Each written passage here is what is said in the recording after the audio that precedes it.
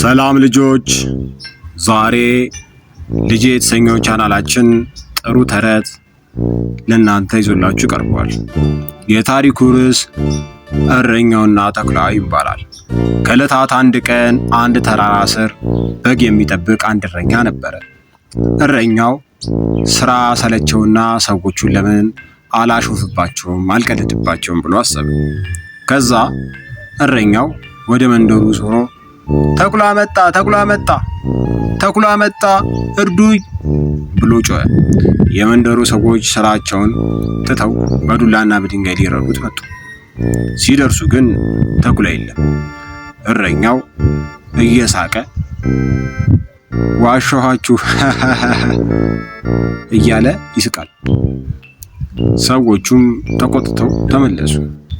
ከጥቂት ቀናት በኋላ እረኛው በድጋሚ አረ ተኩላ መጣ፣ ተኩላ መጣ፣ እርዱኝ ብሎ መጮሁን ቀጠለ።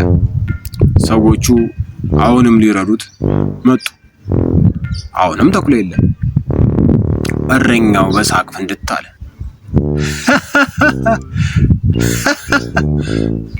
ብሎ እየሳቀ ሰዎቹ በንዴት ጥለውት ሄዱ።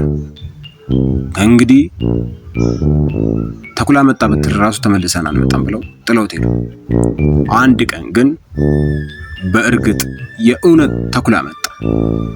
እረኛው ደንግጦ ተኩላ መጣ፣ እርዱኝ፣ ተኩላ መጣ፣ እባካችሁ ድረሱልኝ፣ እርዱኝ፣ ተኩላ በጎቹን ጨረሳቸው ብሎ በኃይል ጮኸ። ሰዎቹ ግን አሁንም ሊዋሸን ነው ይሄ ልጅ ብለው አሰቡና ሳይረዱት ቀሩ።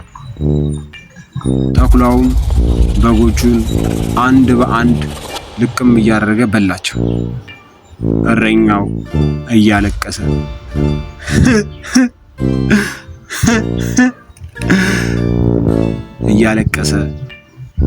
ወደ መንደሩ ተመለሰ።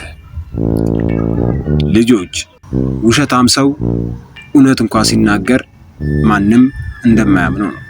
ስለዚህ ልጆች ሁልጊዜ እውነትን መናገር አለብን። እውነት ስንናገር ሁሉም ሰው ያምነናል።